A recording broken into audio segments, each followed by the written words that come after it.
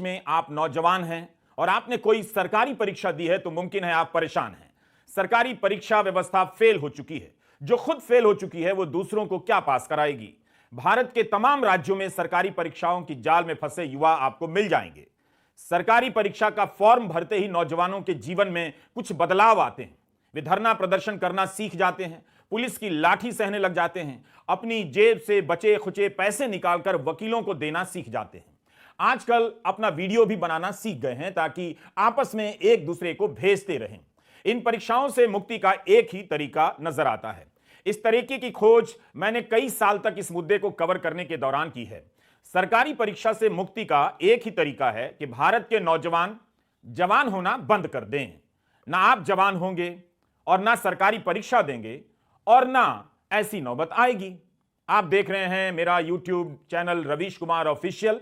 इसे सब्सक्राइब कीजिए और यदि आपकी आर्थिक क्षमता ठीक है तो ज्वाइन करने के बारे में भी सोचिए। यह चैनल फेसबुक पर भी मौजूद है। पुलिस ने यहां लाठीचार्ज कर दिया है और छात्रों को दौड़ा दौड़ा कर पीटा जा रहा है। बिहार से लेकर मध्य प्रदेश और असम से लेकर बंगाल या झारखंड तक के ऐसे नौजवान अगर इस वीडियो को देख रहे हैं तो हमें कतई मैसेज ना करें।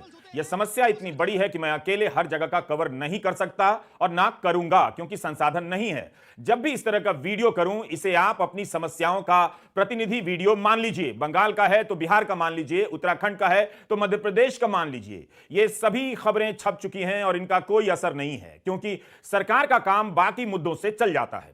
अच्छा होता भारत के नौजवान और भारत की जनता इन खबरों को पढ़कर कम से कम इतना ही समझ लेती कि हमारे नौजवानों को किस किस यातना से गुजरना पड़ता है, उनसे सहानुभूति रख लेती। क्या हो गया? क्या हुआ आपके साथ? अरे यकीन ना हो तो उत्तराखंड से छपने वाले अखबारों को उठाकर देख लीजिए। 13 जनवरी के अखबारों में पेपर लीक और गिरफ्तारी की खबरें भरी पड़ी हैं। 8 जनवरी को पटवारी की परीक्षा हुई थी जिसे रद्द कर दी गई। परीक्षा में शामिल हुए 1,14,071 अभ्यर्थियों को दोबारा परीक्षा देनी होगी। राजस्व पेपर लीक मामले में लोक सेवा आयोग के अनुभाग अधिकारी और उसकी पत्नी सहित 5 लोग गिरफ्तार हुए हैं।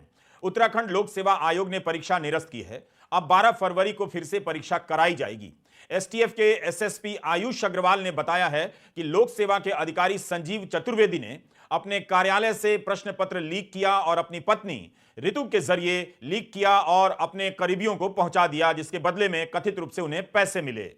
सरकारी परीक्षा एक गुफा के समान है जिसमें प्रवेश करने वाला नौजवान कई वर्षों तक अंधेरे में रहता है, इस उम्मीद में कि दूसरी छोर पर रोशनी दिखाई देगी।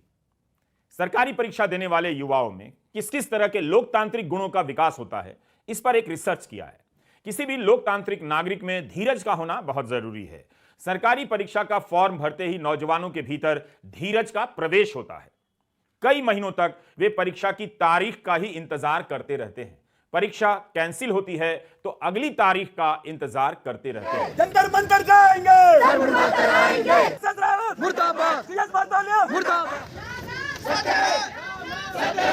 इसके बाद अगला गुण विकसित होता है धरना प्रदर्शन का। जैसे ही आप सरकारी परीक्षा देते हैं आप धरना प्रदर्शन के लायक बन जाते हैं। आप सड़क पर तंबू लगाकर बैठ जाते हैं और रात खुले आसमान के नीचे गुजारते हैं। अपनी परीक्षा को लेकर नारे लिखने और लगाने का गुण भी विकसित हो जाता है। बहुत कम ऐसा होता है कि नौजवान मौलिक नारे लिख पाते हैं। दरअसल सरकार का सिस्टम एक ही तरह से सभी राज्यों के सभी वर्ग के नागरिकों को परेशान करता है, इसलिए उससे इंसाफ की मांग की भाषा भी एक ही तरह की हो गई है। सरकारी परीक्षा देने वाला युवा पुलिस की लाठी के प्रति सजग हो जाता है, सहनशील हो जाता है। लाठी खाता भी है और पुलिस की लाठी से बचने के लिए दौड़ने भागने का अभ्यास भी हो जाता है। पुलिस से संवाद करना भी सीख लेता है। अगर किस्मत अच्छी है तो किसी परीक्षा के सताए नौजवानों को मंत्री या अधिकारी से मिलने का सौभाग्य प्राप्त हो जाता है। फिर ये नौजवान लोकतंत्र में प्रेस की भूमिका को समझने निकल पड़ते हैं। पत्रकारों की तलाश करते हैं, उन्हें ट्विटर पर खोजते हैं, वहां मैसेज करते हैं, फिर उनका नंबर निकालकर व्हाट्सएप करते हैं जैसे मुझे करते हैं। तो एक सरकारी परीक्षा का फॉर्म भरने से नौजवानों को लोकतंत्र के तमाम हिस्सेदारों से मेलजोल और संवाद करने का अनुभव शुरू हो जाता है। उनमें लोकतांत्रिक गुणों का विकास होने लग जाता है। और आपकी जो इमेज पूरे इंडिया में बनाना 2024 में चाहते हैं ना, उस इमेज को हम यहीं पे धराशायी कर दे तो हम नहीं बंद होगा। अभी अभी आपने जो वीडियो देखा धरना प्रदर्शन का, वो उत्तराखंड का है। मगर ऐसा ही वीडियो आपको इसमें दिखेगा। बिहार से लेकर मध्य प्रदेश तक का वन दारोगा की परीक्षा के सताए नौजवान कई दिनों से धरना प्रदर्शन कर रहे हैं देहरादून में। दिसंबर 2019 में वन दारोगा की परीक्षा की अधिसूचना जारी होती है, परीक्षा होती है और 3 साल बाद दिसंबर 2022 में इस परीक्षा को निरस्त कर दिया जाता है, रद्द कर दिया जाता है। नौजवानों की जवानी के 3 साल निकल गए। सरकारी परीक्षा आपके बच्चों के साथ क्या करती है, खासकर एनआरआई अंकिलों को जरूर सुनाइए। काश ऐसा सिस्टम यूरोप में होता, लंदन में होता, स्विट्जरलैंड में होता और अमेरिका में होता, तो आज कोई भारतीय वहां नहीं रहता, सब भागकर यहीं आ जाते कि जब मरना ही है तो अपने देश में ही मरते हैं। आप इन युवाओं की तकलीफ को सुनेंगे तो अच्छा लगेगा। न्यूयॉर्क के टाइम्स स्क्वायर में भारतीय लोगों को बुलाकर इस वीडियो को चलाइए तो और भी अच्छा लगेगा। ध्यान से मगर इनकी बातों को सुनिएगा। मैं वन दरोगा में चयनित अभ्यर्थी हूँ। वन दरोगा का नोटिफिकेशन 2019 दिसंबर माह में रिलीज हुआ था, जिसकी परीक्षा 2021 जुलाई में कराई गई थी और इसका परिणाम जो है वो जनवरी 8, 2022 को आया और अब आता है, और जिसकी फिजिकल परीक्षा जून के माह 2022 में हुई थी। अब आता है कि दिसंबर 30 तारीख 2022 को कि ये परीक्षा निरस्त कर दी गई है। हमें कोई आधार नहीं बताया गया है। हमारी आप सबसे जो भी ये वीडियो देख रहा है उससे यही मांग है कि हमारी जो भर्ती निरस्त की गई है उसके हमें आधार बताया जाए। जो पूर्व चेयरमैन है UKSSC के एस राजू जी, वो हमें कहते हैं कि सेग्रीगेशन पॉसिबल हो सकता है क्योंकि हमारी भर्ती ऑनलाइन माध्यम से की गई थी। STF कहती है कि जांच अभी पूरी नहीं हुई है। हमारी इस पोस्ट में 316 पद थे, जिसमें से 620 को फिजिकल के लिए बुलाया गया था दुगने। जो संदिग्ध थे 8 लोग, उनका रिजल्ट में नाम नहीं आया था। अब जो 316 की जांच होनी है या 620 की जो भी जांच होनी है, उसमें जो भी पाया जा रहा है, आयोग कहता है कि 122 लोग पाए गए हैं। अब मेरा कहना यह है कि जो 122 लोग आए गए हैं, पहले तो उनका नाम सार्वजनिक किया जाए। दूसरी बात, अगर कोई पाया भी गया है संदिग्ध, तो हमारे पास ऑप्शन है कि हम 620 में से उनकी छटनी कर सकते हैं और लोगों को मौका मिल सकता है, क्योंकि 316 पद है हमारे पास। तो मेरी मांग बस यही है कि जो भी हमारे वैलिड पॉइंट्स हैं उनको संज्ञान में लेते हुए हमारी भर्ती की पे पुनर्विचार किया जाए, जो कि निरस्त करना बिल्कुल भी कोई ऑप्शन नहीं है। और हमें आधार बताया जाए, जो भी इनके अंदर की बात होती है, क्योंकि जो ये निर्णय लिया गया, ये प्रेस रिलीज हुई थी 30 दिसंबर 2022 को, जिसके कोई बेसिस पॉइंट्स हमें नहीं बताए गए। STF कहता है कि अभी जांच पूरी नहीं हुई है। तो बस मेरा मानना यही है, और हम सब लोग जो चयनित हो रखे हैं, जो सही माध्यमों से निकले हैं, उन सबका मानना यही है कि हमें आधार बताए जाए कि किस बेसिस पे हमारी भर्ती को निरस्त किया गया है। और बस ये कहना चाहती हूँ कि इसको पुनर्विचार किया जाए। धन्यवाद। मूल बात है कि 2019 में परीक्षा की अधिसूचना जारी होती है और परीक्षा होती भी है। नतीजे आते हैं, फिर धांधली का आरोप लगता है और परीक्षा निरस्त कर दी जाती है। युवाओं की जिंदगी के 3 साल निकल जाते हैं। सरकार में बैठे किसी की सेहत पर कोई असर नहीं पड़ता है। जांच, कोर्ट, कैंसिल, वकील, धरना प्रदर्शन में इनकी परीक्षा फंसकर रह जाती है। दरअसल हम इन युवाओं को केवल धरना प्रदर्शन करते हुए देखते हैं, उनके जीवन में झांक कर नहीं देखते कि आ कहां से रहे हैं, इनके सपने क्या हैं, इनके पिता क्या करते हैं, इनकी मां क्या करती हैं, किन मुश्किलों का सामना करते हुए ये स्कूल कॉलेज गए और अब इस परीक्षा तक पहुंचे हैं। क्योंकि आप छोटे वीडियो देखने लगे हैं, शॉर्ट वीडियो देखने लगे हैं, रील्स देखने लगे हैं, आपको बीमार किया जा रहा है। सरकार और तकनीकी यही चाहती है कि आप कुछ भी ठहर कर ना देखें, आप में देखने और समझने की चेतना का विकास ही ना हो। जल्दी जल्दी वीडियो देखने से हालात नहीं बदल जाते हैं। तो यह वीडियो लंबा है और आप इसे पूरा देखिए तो बात समझ में आएगी। मैं उत्तराखंड के एक छोटे से गांव की लड़की हूं और मैं एक निर्धन परिवार से आती हूं। सर, 2019 में जब से उत्तराखंड वन दरोगा की विज्ञप्ति आई थी, मैंने तभी से बहुत मेहनत से सेल्फ स्टडी करना स्टार्ट कर दिया, क्योंकि मेरी आर्थिक स्थिति ऐसी नहीं थी कि मैं तैयारी कर सकूं, किसी कोचिंग ले सकूं। मैंने घर पर रह के ही उसी दिन से दिन रात एक कर दिया कि मुझे जॉब करनी है। उसके बाद में 2020 में एग्ज़ाम नहीं होता है कोविड को लेके, 2021 में एग्ज़ाम होता है। 2021 में हमने एग्ज़ाम दिया है, ठीक 6 महीने बाद इसका रिज़ल्ट निकल के आता है जनवरी 2022 में, और उसके भी ठीक 6 महीने बाद जून की तपती गर्मी और उमस में हमारा फिजिकल होता है 25 किलोमीटर, जिसके लिए हमने 5-6 महीने लगातार प्रैक्टिस की होती है। सर, उसके बाद ठीक 6 महीने बाद 30 दिसंबर को कहा जाता है कि तुम्हारा एग्ज़ाम कैंसिल हो गया, वो भी संशय के आधार पे, बिना किसी रीज़न दिए, बिना किसी को STF की अभी जाँच चल रही है, बिना किसी को गिरफ्तार किए। और जो भी गलत है अगर इस एग्ज़ाम में, मैंने मान लिया। पहली बात तो मेरिट में कोई ऐसा एक भी स्टूडेंट ऐसा नहीं है जिससे STF ने पूछताछ की है या जिसको STF ने पकड़ा है। अभी STF की जांच इनिशियल स्टेज पे ही थी कि बोल देते हैं कि तुम्हारी भर्ती रद्द और तुम्हारा री-एग्ज़ाम होगा, और ठीक 2 महीने बाद री-एग्ज़ाम होगा। सर, आप, हमारी स्थिति जो 4 साल पहले थी, क्या आज वो स्थिति है ठीक आज? नहीं है ना सर, क्योंकि हमने जब स्टार्ट किया पढ़ना, उस टाइम मेरे पापा भी थे। पेपर से एक महीना पहले, ठीक 1 महीना पहले मेरे पापा का निधन हो गया। अब मैं अपने घर की बड़ी हूँ, मैं अपने परिवार को देखूँगी या मैं फिर से दोबारा से तैयारी करने की स्थिति में हूँ। सर, हमारे साथ मतलब गवर्नमेंट भी हमारी सुध लेने को राज़ी नहीं है। और हमारा बस सिर्फ़ ये कहना है कि हम ये चाहते हैं कि जिसने सज़ा उसको दो जिसने गलती की है। किसी की गलती की सज़ा हम हमें क्यों दी जा रही है? हमारी तो कोई सुध लेने वाला ही नहीं है। मतलब बोल के चले गए कि पेपर रद्द, तो पेपर रद्द। ऐसा कैसे हो सकता है सर? हमारी भी तो कम से कम कोई किसी को तो ना गवर्नमेंट हमारी सुध ले रही है, ना क्या कहते हैं युवाओं की सरकार बताते हैं हमारे धामी जी कि ये युवाओं की सरकार है। युवाओं के लिए क्या करेंगे? युवाओं को सड़कों पे बिठा रखा है पिछले 4 दिनों से। 4-5 दिनों से हम देहरादून की सड़कों पे भटक रहे हैं। हमारी कोई भी सुध लेने वाला नहीं है। हमारा बस यही कहना है कि हमें जॉइनिंग चाहिए क्योंकि हम किस स्थिति में हैं, इस स्थिति से हमें बाहर कैसे भी करके निकाला जाए क्योंकि समाज में भी सिर्फ़ एक यही धारणा है, अगर वो स्थितियाँ नहीं है मेरी कि मैं दोबारा से तैयारी करती हूँ, अगर री-एग्ज़ाम करवाते हैं ये और मेरा नहीं निकलता है, तो क्या मेरे समाज में कोई इज़्ज़त नहीं है? समाज के लोग मुझे हेय दृष्टि से देखेंगे, मुझे शंका की नज़रों से देखेंगे कि हाँ, इसने शायद उस टाइम नकल की होगी या उस टाइम इसने कुछ किया होगा गलत काम जो जिससे ये सेलेक्ट हुई, इस बार नहीं सेलेक्ट हो पाई।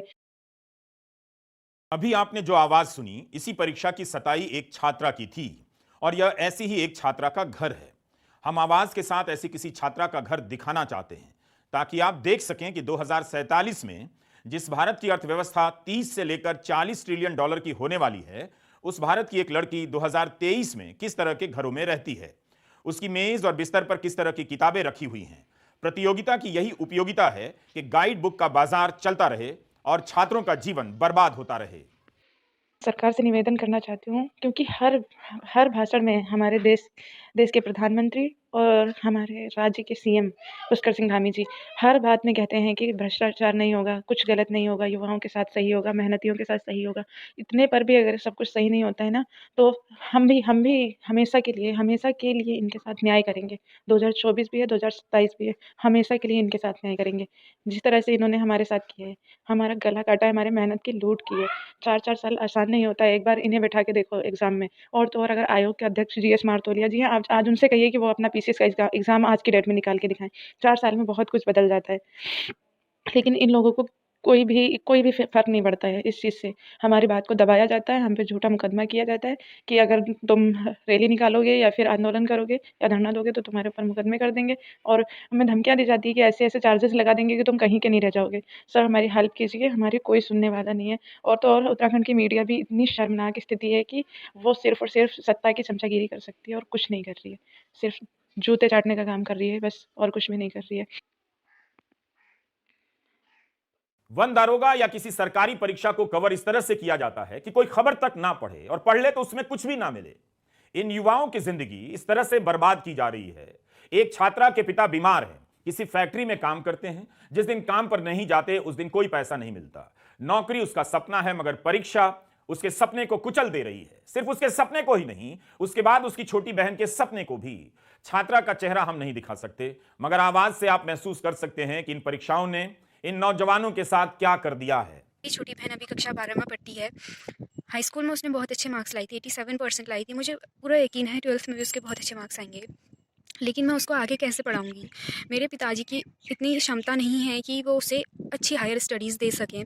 तो ऐसे में मैं उसे कैसे मैं कैपेबल होती आज तो मैं सपोर्ट कर पाती अपनी फैमिली को, क्योंकि मैं भले ही कितनी भी प्रतिभावान क्यों ना हो, लेकिन मेरे पास मेरे पैसे नहीं है, मेरे पास मेरी नौकरी नहीं है, सिर्फ इसलिए क्योंकि दूसरों ने चीटिंग की, क्योंकि दूसरों ने भ्रष्टाचार किया और मेरी मेहनत। सर मुझे यहाँ से अपने घर से वहाँ मेन रोड तक जाने के लिए 4.5 किलोमीटर पैदल जाना होता है। क्या हम लोग पैसे दे सकते हैं? क्या हम लोग 15 लाख रुपये घूस खिला सकते हैं? मैंने हाई स्कूल में अपने स्कूल में टॉप किया, मैंने 12th क्लास में मेरी फर्स्ट डिवीज़न है, मेरी BSc में फर्स्ट डिवीज़न है और मेरी MSc में भी फर्स्ट डिवीज़न है। ऐसा भी नहीं है कि मैं जस्ट 60% लाती हूँ। मेरी MSc में भी बहुत अच्छे मार्क्स हैं, मेरी 80% से नीचे आज तक कभी मार्क्स नहीं आए। मेरे MSc में भी मेरी 73% है।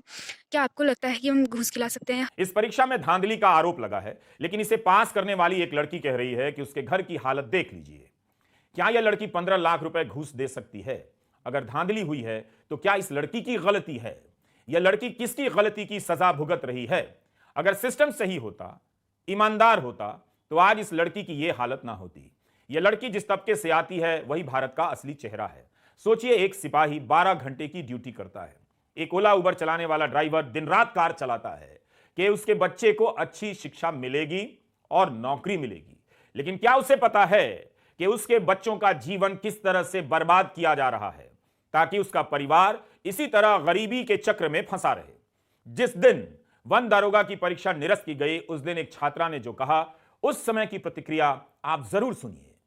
हमारा आज ही निरस्त का निर्णय लिया गया है, ये UPSSC के द्वारा डिसीजन जिसे ये कह रहे हैं। हम आज रात भर यहाँ से नहीं उठने वाले हैं। हम या तो ये डिसीजन पलटेंगे या तो फिर कोई ना कोई तो दुर्गति ये देखेंगे, दुर्घटना कुछ ना कुछ होगी और सबसे पहले यही लोग फंसेंगे, यही लोग इसके कारण इसके जिम्मेदार माने जाएंगे। हम लोग आज रात, ये आप देख सकते हैं कितना ठंडा हो रहा है, देहरादून में कितना ठंड पड़ रही है, कोल्ड वेव चल रही है और हम लोग यहाँ से उठने वाले नहीं है। चाहे कुछ हो जाए, बर्फ पड़ जाए, चाहे कुछ आ जाए, कोई भी हमें यहाँ से हटा नहीं सकता है। लेकिन अचानक से हमें आज सुबह न्यूज़ मिलती है कि तुम लोगों का भर्ती भी निरस्त कर दी गई है। सर एकदम बेसलेस ये जो इन्होंने तर्क यहाँ पर दिया है, ये बिल्कुल ही निराधार है। हमें समझ नहीं आ रहा है कि हमारी भर्ती निरस्त क्यों कर दी गई है। अगर इनको लगता है कि ये आंदोलन बस इतना ही रहेगा, अगर ये अपने युवाओं को न्याय नहीं दे सकते तो इन्हें युवा की शक्ति को भी जानना चाहिए और हम यहीं पर बैठे रहेंगे और आंदोलन करते रहेंगे जब तक कि इस निर्णय को वापस नहीं लिया जाता। अखबारों में इस परीक्षा से संबंधित तमाम खबरें छपी हैं। पिछले सितंबर की एक खबर में मुख्यमंत्री धामी का बयान छपा है कि दोषी को छोड़ा नहीं जाएगा और ईमानदारों के साथ न्याय नहीं होगा। लेकिन दिसंबर 2022 में परीक्षा निरस्त कर दी जाती है, रद्द हो जाती है। अब जब यह परीक्षा फिर से होगी तो जिन छात्रों ने चोरी नहीं की, ईमानदारी से दी, उनके साथ न्याय किस तरह से होगा? क्यों उन्हें दोबारा परीक्षा देने की नौबत आई है? क्या इन सभी नौजवानों की गलती थी? एक परीक्षा 3 साल में पूरी नहीं हो सकती इस देश में? 2019 से 2022 आ जाता है और परीक्षा होकर कैंसिल होती है। क्या इससे किसी को फर्क नहीं पड़ेगा? यही वो खबरें हैं जिसे लेकर आम लोगों को सचेत होना है। खबरों को देखने का तरीका बदलना है। गोदी मीडिया के चैनलों को देखने की आदत आपको बदलनी है, छोड़नी है। एक तरफ आपके बच्चों का गला घोंटा जा रहा है, दूसरी तरफ आपको चीन और जापान की खबरें दिखाने का सपना बेचा जा रहा है। बेहतर है आप इसे आज ही समझ लें और रवीश कुमार ऑफिशियल देखते चले। जंतर मंतर जाएंगे, मुर्दाबाद, सीएस बरतानिया मुर्दाबाद,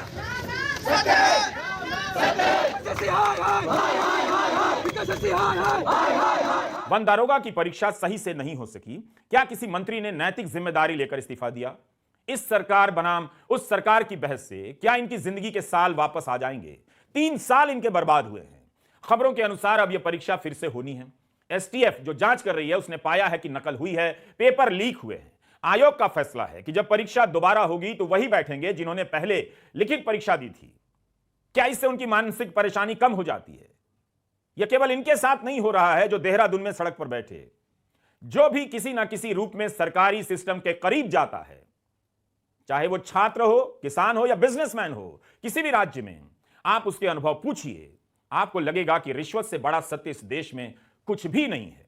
जो जहां जिस कुर्सी पर है उसके आधार पर वसूलने से डरता भी नहीं। वसूली के अलग अलग तंत्र बन गए हैं। रिश्वत और अपने आदमी को सेट कर देना यहां की नैतिकता हो गई है। यहां के समाज में दलाली करने पर किसी तरह का नैतिक संकट नहीं होता है। आप दलालों की गाड़ियां देखिए, उनके कपड़े देखिए, उनके घर देखिए, जिन महफिलों में जाते हैं उनका स्वागत देखिए। उनकी सामाजिक प्रतिष्ठा में, राजनीतिक प्रतिष्ठा में आपको कोई कमी नजर नहीं आएगी। उनके पास सब कुछ है। वो इस सिस्टम में तोड़ निकालने के हुनर रखते हैं।